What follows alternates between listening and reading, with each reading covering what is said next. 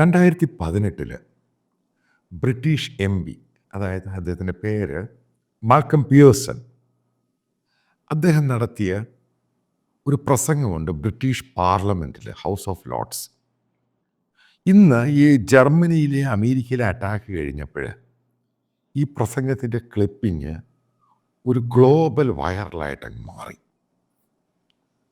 ചിലപ്പോൾ നിങ്ങളത് കേട്ട് കാണുക എന്താണ് ഈ പ്രസംഗത്തിൽ പറയുന്നത്.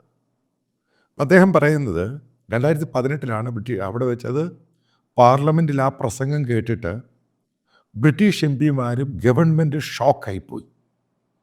എന്താണ് ഇദ്ദേഹം പറഞ്ഞത്? കഴിഞ്ഞ ഈ ഏകദേശം 25 വർഷമായി ബ്രിട്ടനിലോട്ട് ഈ പറയുന്ന അഭയാർത്ഥികൾ അവർ പലർക്കും അസൈലം കൊടുത്ത് അറേബ്യൻ രാജ്യങ്ങളിൽ നിന്നും മറ്റുള്ള ഇസ്ലാമിക രാജ്യങ്ങളിൽ നിന്നും അവിടെ കുടിയേറാൻ തുടങ്ങി. അതിനുശേഷം, അതായത് കഴിഞ്ഞ 25 വർഷം കൊണ്ട് 2.5 ലക്ഷം ബ്രിട്ടീഷ് സ്ത്രീകൾ, അതായത് ഫീമെയിൽ, അവർ അതിക്രൂരമായിട്ട് റേപ്പ് ചെയ്യപ്പെട്ടു. ഇത് ബ്രിട്ടീഷ് പോലീസും പല പോലീസും കേസുകളെടുത്ത കണക്കുദ്ധരിച്ചാണ് അദ്ദേഹം ഇത് പറയുന്നത്. അപ്പോൾ ഇതിന് ശേഷം ഇതിൽ വലിയൊരു ശതമാനം വിക്ടിംസ് അവരുടെ മനോനില മോശമായി, അവരുടെ ജീവിത രീതി അതിക്രൂരമായ രീതിയിലോട്ട് മാറി. ഇതിൽ വലിയൊരു ശതമാനം പ്രതികളായിട്ടുള്ളവർ തെളിവുകളുടെ അഭാവത്തിൽ രക്ഷപ്പെട്ടു. ഇതാണ് പിന്നീടുണ്ടായ സംഭവം. അപ്പോൾ ഇത് ബ്രിട്ടനിൽ അന്ന് വലിയ ചർച്ചയായി. പിന്നെ അവിടെ ഭരിച്ച, കാരണം അവിടെ വലിയ ഡെമോക്രസിയും പരിപാടികളൊക്കെ, ഇത് വലിയ കാര്യമായിട്ട് പിന്നീട് അതിനെപ്പറ്റി ഫർദറായിട്ടൊന്നും ഉണ്ടായില്ല. പക്ഷേ ഇത് ഇപ്പോഴത്തെ സാഹചര്യത്തിൽ വലിയൊരു ക്വസ്റ്റ്യൻ മാർക്കായിട്ട് ഒരു ബ്രിട്ടനെ സംബന്ധിച്ചിടത്തോളം. അതുകൊണ്ട് തന്നെയാണ് American vice president elected JD Vance പറഞ്ഞത്, അതായത് വരാൻ പോകുന്ന സമയത്ത് ബ്രിട്ടൻ എന്ന് പറയുന്ന ന്യൂക്ലിയർ വെപ്പണുള്ള ഒരു ഇസ്ലാമിക ഭീകര രാജ്യമായിട്ട് മാറാൻ സാധ്യതയുണ്ട്. ആ സ്റ്റേറ്റ്മെൻറ്റ് നിങ്ങൾക്ക് ഓർമ്മയുണ്ടായിരിക്കും. അപ്പം ഇതുമായിട്ട് ബന്ധപ്പെട്ട് പല ചർച്ചകൾ നടക്കുന്നുണ്ട് ഇപ്പോൾ. കാരണം വളരെ സീരിയസ് ആണ് ഇഷ്യൂ. ഇപ്പോൾ ഇത്ര സീനിയറായിട്ടുള്ളൊരു MP, അദ്ദേഹം അന്ന് ഇൻഡിപെൻഡൻറ്റ് MP ആയിരുന്നു, ഇയാൾ ഫാർ റൈറ്റ് ആളാണ്. ഇദ്ദേഹം ഇത് അവതരിപ്പിക്കുകയും അതിനുശേഷം ബ്രിട്ടനിലുണ്ടായ പല പ്രശ്നങ്ങളും, അതായത് പല ആൾക്കാർക്കും പല ഗ്രൂപ്പുകൾ ആവശ്യപ്പെടുന്നു അവർക്കവിടെ ഇസ്ലാമിക ലോ വേണം. ആ ലോയ്ക്കകത്ത് അവർക്ക് പല ആൾക്കാരെ ഈ ഇസ്ലാമിക ലോയിലെ രീതിയിലായിരിക്കണം അവിടുത്തെ കോടതികൾ മുന്നോട്ട്. ഇതൊക്കെ അവിടെ വലിയ രീതിയിൽ മുസ്ലിം ആൾക്കാർ തടിച്ചുകൂടിയുള്ള ഡിമാൻഡുകളാണ് ഈ പറയുന്നതൊക്കെ. അതായത് ബ്രിട്ടൻ എന്ന് പറയുന്ന രാജ്യം ഈ ഒരു പോക്ക് കണ്ടിന്യൂ ചെയ്യുകയാണെങ്കിൽ, ഞാനീ പറയുന്നത് നിങ്ങൾ വളരെ കൃത്യമായിട്ട് നോക്കുക, കാരണം ഞാനിതെല്ലാം സ്റ്റഡി ചെയ്തിട്ടായി പറയുന്നത്. അതായത് ഇംഗ്ലണ്ട് എന്ന് പറയുന്ന രാജ്യത്തിന് നിലനിൽപ്പുണ്ടാവുകയില്ല. നേരത്തെ ലണ്ടനിൽ പോയി കഴിഞ്ഞാൽ വളരെ വൃത്തിയും ക്ലീനും നീറ്റുമായിരുന്നു. ഇന്ന് ബ്രിട്ടനിൽ പോയി കഴിഞ്ഞാൽ ആ തെരുവുകളുടെ ആ നീറ്റ്നെസ്സും ക്ലീനും മുഴുവനും അങ്ങ് മാറി. കാരണം അവരുടെ ഒരു ബ്രിട്ടീഷുകാരൻ്റെ ലൈഫ് തന്നെ കുളമായി എന്ന് പറയുന്ന സത്യം നിങ്ങൾ മനസ്സിലാക്കേണ്ടതാണ്. ഒരു ബ്രിട്ടീഷ് MP അയാളുടെ അയാൾ പള്ളിയിലോട്ട് പോകുന്ന സമയത്ത്, ആംഗ്ലിക്കൻ ചർച്ചിലോട്ട് പോകുന്ന സമയത്ത് അയാളെ കൊല്ലുന്നു. അത് കഴിഞ്ഞ് ബ്രിട്ടീഷ് പോലീസുകാരനെ കൊല്ലുന്നു.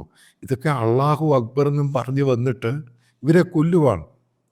അപ്പോൾ ബ്രിട്ടനെ സംബന്ധിച്ചിടത്തോളം അവിടെ ഒരു പുതിയ നിയമം പാസ്സാക്കാൻ വേണ്ടി, അതായത് ഈ അഭയാർത്ഥികളെ എങ്ങനെ തിരിച്ചയക്കണം, അതായത് അസൈലം എങ്ങനെ മുന്നോട്ട് കൊണ്ടുപോകാൻ പറ്റത്തില്ല, അവിടെയുള്ള ക്രൈം ചെയ്തവരെ എങ്ങനെ ഒതുക്കി നിർത്തണം എന്നതിനെപ്പറ്റി ബ്രിട്ടീഷ് ഗവൺമെൻറ് അട്ടർ കൺഫ്യൂസ്ഡാണ്. ഒന്നാമവരുടെ എക്കോണമി പോലും പ്രോപ്പറായിട്ട് വർക്കൗട്ട് ചെയ്യുന്നില്ല. അതായത് പണ്ട് ഒരു സമയത്ത് ബ്രിട്ടൻ എന്തുമായിരുന്നു അതിനെപ്പറ്റി ചിന്തിക്കുക പോലും വേണ്ട, അത്ര മോശമായി എന്ന് ഞാൻ ഈ സംസാരിച്ച പല ആൾക്കാരും, ഇതിലാരും മലയാളികളൊന്നുമല്ല, ബ്രിട്ടനിലൊക്കെ ജോലി ചെയ്യുന്ന പല ജേർണലിസ്റ്റുകളുണ്ട്, സീനിയറായിട്ടുള്ള ഇന്ത്യക്കാർ. ഇവരോടൊക്കെ ചോദിച്ചു കഴിയുമ്പോൾ ബ്രിട്ടൻ്റെ ഒരു കരിഷ്മയുണ്ട്, ഒരു ചാമുണ്ട്, അത് പൂർണ്ണമായിട്ടും ഇല്ലാതായിക്കൊണ്ടിരിക്കുകയാണ്. അപ്പം ഇതുമായിട്ട് ബന്ധപ്പെട്ട്, കാരണം അവിടെ ഒരു അൺസർട്ടനിറ്റി, അവിടെയുള്ള താമസിക്കുന്ന ജനങ്ങൾക്ക് ഇത് ഫർദർ എങ്ങനെ മുന്നോട്ട് പോകുമെന്നുള്ള ഭയം അവരിലുണ്ടാകാൻ തുടങ്ങി. ഇത് വളരെ സീരിയസാണ്. കാരണം നമ്മളിത് പറയുമ്പോൾ അവരുടെ സോഷ്യൽ ലൈഫിനെ ബാധിക്കാൻ തുടങ്ങി വല്ലാത്ത രീതിയിൽ. കാരണം ഇപ്പം എന്താണ് സംഭവിക്കുക? കാരണം 2,50,000 ബ്രിട്ടീഷ് സ്ത്രീകളെ ഈ പറയുന്ന മുസ്ലിം യുവാക്കളാണ് റേപ്പ് ചെയ്തിരിക്കുന്നത്. അപ്പോൾ അവിടെ റോഡിലിറങ്ങി നടക്കാൻ പോലും പറ്റാത്ത ഭയത്തിലോട്ട് കാര്യങ്ങൾ മാറുകയാണ്. കാരണം എപ്പോഴാണ് ഇത് സംഭവിക്കാൻ എന്താണ് സംഭവിക്കുന്നത്? അൺസർട്ടനിറ്റി. അപ്പം ആ ഒരു ബ്രിട്ടീഷ് ലൈഫ് എന്ന് പറയുക, കാരണം സെക്യൂർഡ് ആൻഡ് സേഫ് സോൺ എന്ന് പറയുന്ന സംഭവം വരാൻ പോകുന്ന സമയങ്ങളിൽ ബ്രിട്ടനിൽ ഇല്ലാതാക്കാൻ പോവുകയാണ്. അതിൻ്റെ കൂടെയാണ് ഞാൻ ഈ പറയുന്ന ഓരോ ഫാക്ടേഴ്സും മാറ്റേഴ്സും നിങ്ങളുടെ മുമ്പിൽ വെച്ച് നോക്കുമ്പോൾ നമുക്ക് പിടികിട്ടാൻ പോകുന്നത്. കാരണം ഇതുമായി ബന്ധപ്പെട്ട് പല ഒപ്പീനിയൻസും പല എക്സ്പേർട്ടുകളും ഇതും വളരെ മുൻകൂട്ടി പറഞ്ഞിട്ട് ഇത് ഒരു വലിയ നാശം ഉണ്ടാകാൻ പോവുകയാണ്. കാരണം ഇവരവരുടെ രീതിയിൽ അവരുടെ ഒരു കോളനിയാക്കി മാറ്റിയിട്ട് ആ കോളനി പൂർണ്ണമായിട്ടും ഖലീഫറ്റ് രീതിയിലൊക്കെ മാറ്റാനുള്ള തയ്യാറെടുപ്പാണ്. ചിലപ്പം ബ്രിട്ടനിൽ ചിലപ്പോൾ സിവിൽ വാർ ഉണ്ടാകാനുള്ള സാധ്യതയുണ്ട്, തള്ളിക്കളയാൻ പറ്റത്തില്ല. കാരണം അതിനെ എതിർക്കുന്നൊരു കൺസർവേറ്റീവ് റൈറ്റ് വിങ് ഗ്രൂപ്പ് കയറി വരും ഭയങ്കരമായിട്ട്. കാരണം അവിടുത്തെ സിറ്റിസൺസും മറ്റുള്ളവരും ഒക്കെ. കാരണം അമേരിക്ക ഇത് വളരെ സസൂക്ഷ്മം പഠിക്കുന്ന വിഷയമാണ്, എന്താണ് ബ്രിട്ടനിലുണ്ടാകുന്ന മാറ്റം. കാരണം അമേരിക്കയിൽ ഏറ്റവും കൂടുതൽ ഇത് വെച്ച് കഴിഞ്ഞാൽ യൂറോപ്പിൽ ഏറ്റവും കൂടുതൽ ബ്രിട്ടീഷുകാരാണ് അവിടെ ഉള്ളത്. അമേരിക്കയുടെ വീട്ടിൽ അലയൻസ് പാർട്ട്ണർ കൂടാണ് ബ്രിട്ടൻ.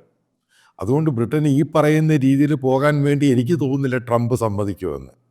ചില റൂൾസൊക്കെ കീറ്റ് സ്റ്റാമർ ആണെങ്കിൽ ആരാണെങ്കിൽ തന്നെ പല നിയമങ്ങൾ അവിടെ വരാൻ ഉള്ള സാധ്യത തള്ളിക്കളയാൻ പറ്റും. കാരണം ഗ്ലോബലായിട്ട് ബ്രിട്ടനെ നോക്കിക്കാണുന്നത് അടുത്ത ഒരു ടെറർ ജനറേറ്റ് ചെയ്യുന്ന, അതായത് ടെറർ ഒറിജിൻ ഉണ്ടാകാൻ പോകുന്ന ഒരു രാജ്യമാകാൻ ബ്രിട്ടന് സാധ്യതയുണ്ട് എന്ന് വരെ ഒപ്പീനിയൻ വരാൻ തുടങ്ങി.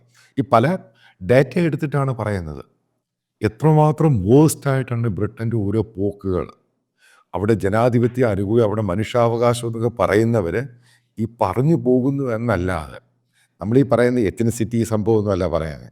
ഒരു രാജ്യത്തിൻ്റെ പരമാധികാരത്തെ പൂർണ്ണമായിട്ടും ചോദ്യം ചെയ്യുന്ന രീതിയിലാണ് അവിടെ വന്നുപെട്ട അഭയാർത്ഥികൾ ഇന്ന് അവിടെ കാണിച്ചു കൂട്ടുന്നത്. ഉറപ്പായിട്ടത് അവിടെയുള്ള ഇന്ത്യൻസ് ആണെങ്കിലും മലയാളികളാണെങ്കിലും അവരുടെ ലൈഫിനെ ഇത് പൂർണ്ണമായിട്ടും ബാധിക്കാൻ സാധ്യതയുണ്ട്.